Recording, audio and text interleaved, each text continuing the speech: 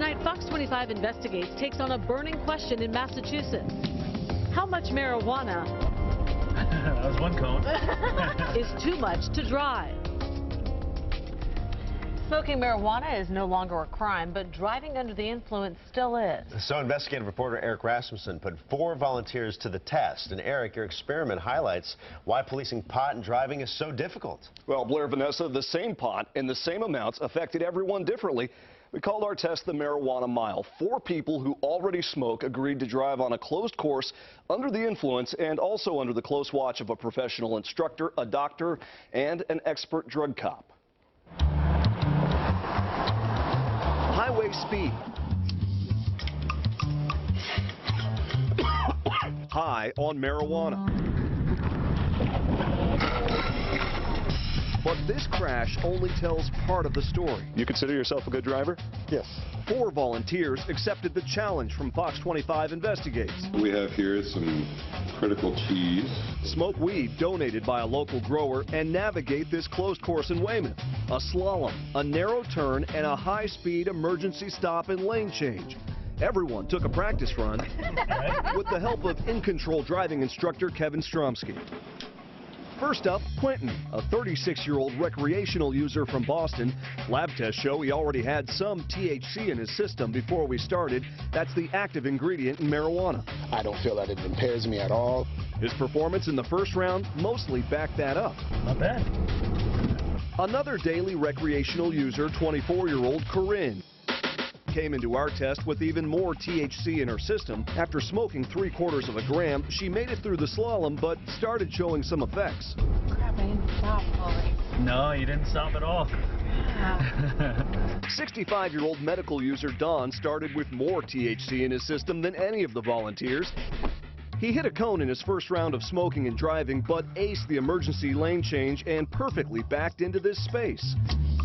56-year-old Carol told us small doses of marijuana help her with an autoimmune disorder. And I have grandkids. I drive grandkids around a lot, so no, I don't do it and drive. Maybe that's why she took it so slow in the first round. How are you feeling?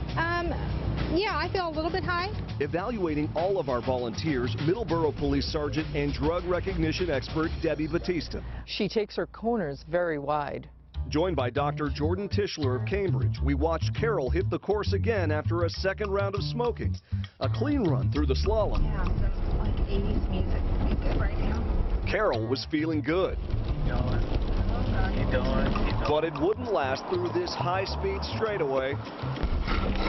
Oh, what happened there? Oh my God. Oh my God. Oh my God. Holy cow. Well, Carol just killed a couple of people. That was like the biggest wreck I've ever had. Fortunately, cones were the only casualties, and she wasn't alone. Corinne hit some too. She hit a couple of cones.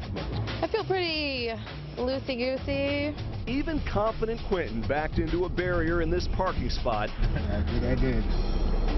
That was not good. After 3 rounds of smoking, ingesting more than 500 milligrams of THC, lab tests and Sergeant Batista's evaluations revealed everyone was impaired, but not in the same ways. Carol slowed way down in the slalom while Corinne hit the gas. If you take Corinne versus Carol, 2 polar opposite effects of the marijuana. Somehow, Don almost had a clean run, except he forgot to put on his seatbelt. What's that? Yeah, let's go.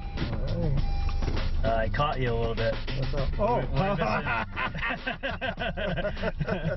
What we saw today was that cannabis does affect your driving. But after watching our experiment, their level of tolerance coming into the event really did dramatically affect their ability to navigate the course. Dr. Tischler and Sergeant Batista agreed. Those looking for a fair and effective way to hold everyone accountable. Do you think you've had too much? Yeah. Oh, definitely. Still have a long road ahead.